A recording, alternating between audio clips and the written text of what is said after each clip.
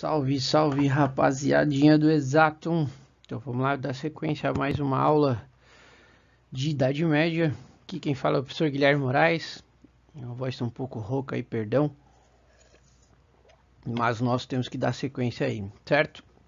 Vou dar sequência com vocês agora o que é chamado de Baixa Idade Média, né? Então com a virada do século X em diante, certo?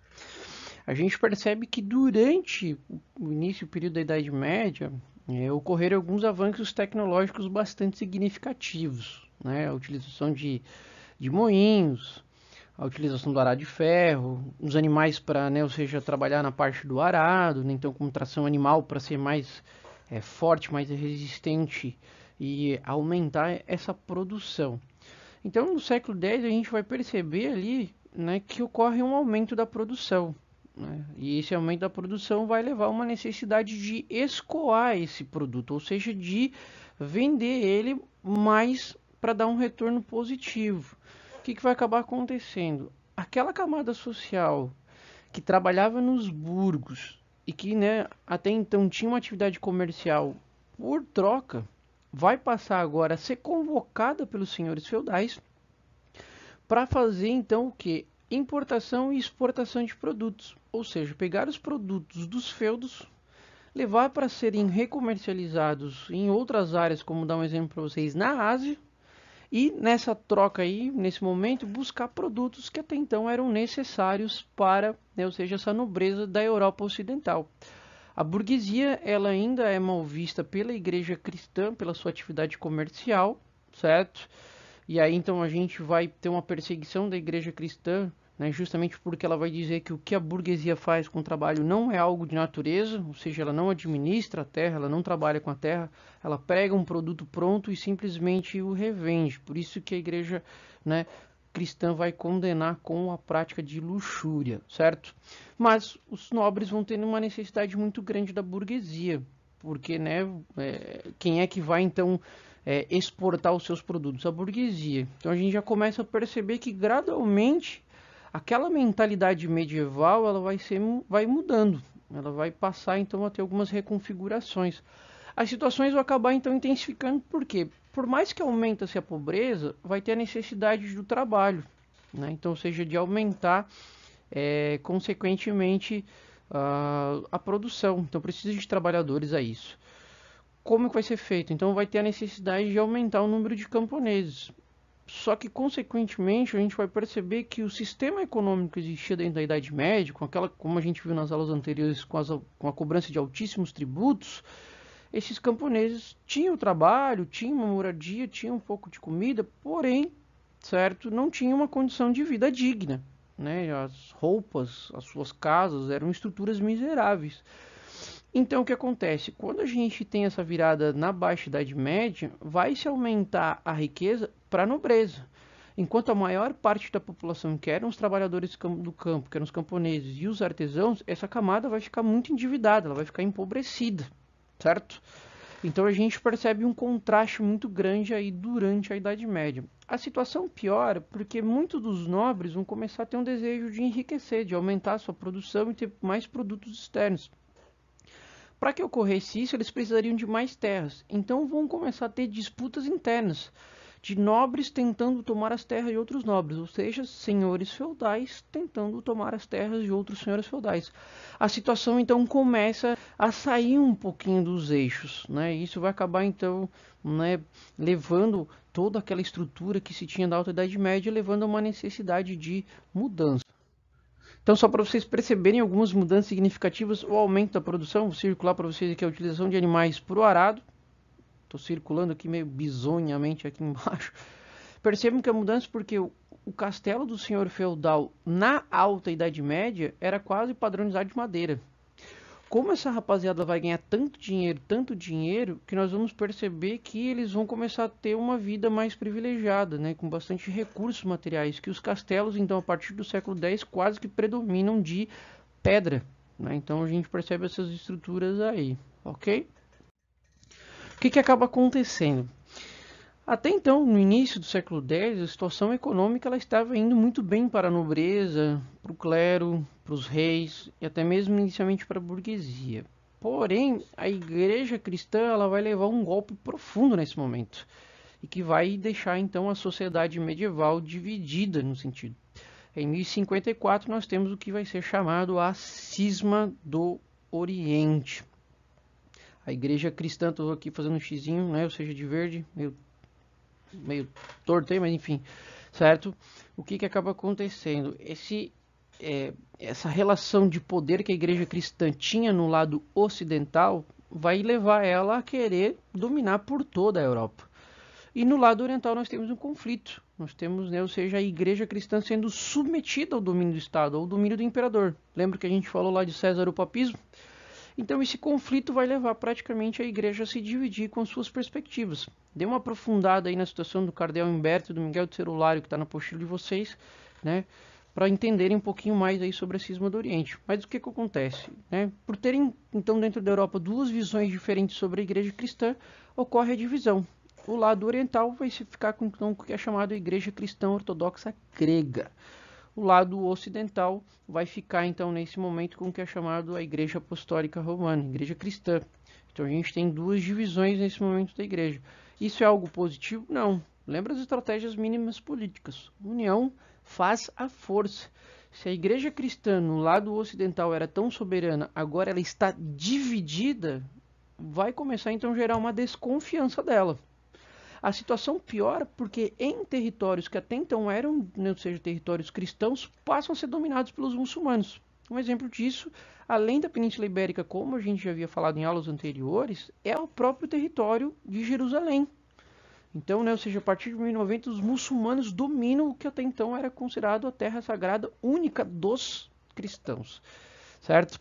Só que essa dominação, no primeiro momento, havia-se uma relação pacífica. Só que quando surge um grupo chamado de turcos seljustas, que começam cada vez mais a avançar pelo Oriente, esses indivíduos são, né, ou seja, muçulmanos ortodoxos, radicais. Eles não querem, né, ou seja, ter relações econômicas, culturais com indivíduos que não fossem muçulmanos.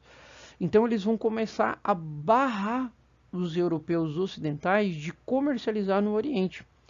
Aquela nobreza, aquela burguesia que nós falamos nos slides anteriores aí, da alta produção que passa a ser feita, eles não conseguem mais comercializar. Porque quando eles vão levar o produto para o lado oriental, ou as suas embarcações são saqueadas, ou consequentemente tem que pagar altíssimos tributos para esses muçulmanos aí, para esses turcos seljúcidas, certo? Então a sociedade medieval vai tentar buscar uma solução para resolver esse impasse aí com os muçulmanos. Em 1095, o Papa Urbano II chama o que é chamado o Concílio de Clermont. Ele vai buscar então uma solução para resolver o problema de todos. O problema das terras da nobreza, o problema do comércio para a burguesia, o problema de fortalecer a Igreja Apostólica Romana, ou seja, a Igreja Cristã do Ocidente, e ainda conseguir que a sociedade, né, ou seja, os trabalhadores saiam da miséria. Qual que vai ser a solução? Criar expedições militares para o Oriente, né? Ou seja, com a influência religiosa. Nesse momento nós vamos ter então um objetivo de dominar as terras que até então eram dos muçulmanos. Claro que o principal objetivo de fachada era conquistar Jerusalém, certo? Só que isso, né, vem como uma fachada para conquistar mais terras para todo mundo aí, e mais em específico para a nobreza e para o clero. Em 1096 nós temos... Desculpa, em 1095 nós temos o que é chamado a Cruzada dos Mendigos. Esse fervor, esse discurso fanático do Papa Urbano aí vai levar um grupo de seguidores do Pedro Eremita, né, praticamente, né, ou seja, não uma espécie de um clérigo, né, mas um indivíduo que se autodenominava monge aí, a liderar um grande número de camponeses nesse momento a peregrinar para a Terra Prometida, para Jerusalém, para expulsar os muçulmanos. Só que a maior parte dos trabalhadores de toda a Europa, trabalhadores urbanos ali como artesãos e trabalhadores rurais como os camponeses, eram analfabetos, não tinham tempo para estudar. Como é que esses indivíduos vão se localizar para chegar para Jerusalém? Não tem conhecimento científico para isso. Então, essa cruzada aí, que é chamada Cruzada dos Mendigos, por serem feitos por miseráveis, ela foi um fracasso em absoluto. Isso vai levar então que a igreja cristã forme então grupos do próprio clero, como estou, né, ou seja, destacando para vocês embaixo, né, formaram oficialmente a Ordem dos Cavaleiros, né? Então nós temos aí os mais conhecidos, os Templários, Hospitalários e os Teutônicos. E aí então a fotinho do bonitão do Papa Urbano aí para vocês aí, né? Uma pose da hora. Vou dar Parecendo ali o professor Carlos, né? Careca. Mas enfim. Então aqui só o destaque para a gente fechar nessa aula aqui, né? São 8 cruzadas ao todo, mas a gente dá destaque para o vestíbulo para vocês aí, somente as 4 primeiras. Então nós temos aí, né? Dão uma aprofundada específica com vocês, né? Mas eu vou falar das 2 últimas que são, né? Ou seja, um destaque de problema para nós aqui, tá? Então a terceira cruzada, chamada, né? Ou seja, a cruzada dos reis. Né? Então nós temos aí o Ricardo Coração de Leão representando os europeus e o Salah ad-Din, ou também conhecido Salahuddin, né? Ou Saladino no português, liderando os muçulmanos. Né? Então ele vai acabar consequentemente, o Ricardo Coração de Leão tenta retomar Jerusalém sem sucesso, só que ocorre um acordo entre o Coração de Leão e o Saladino. O Saladino então reconhece que todos os territórios até então conquistados pelos cristãos serão intocáveis, vão ficar nas mãos dos cristãos, certo? E o Ricardo Coração de Leão então em troca reconhece que Jerusalém vai ficar sob o domínio dos muçulmanos desde que nesse momento os cristãos pudessem visitar Jerusalém. O Coração de Leão ele foi estrategista, ele buscou uma solução, né, que atendesse à demanda de todos.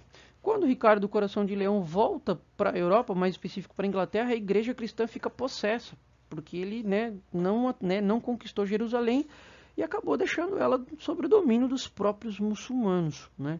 Então isso vai levar ao que é chamado a Quarta Cruzada, né?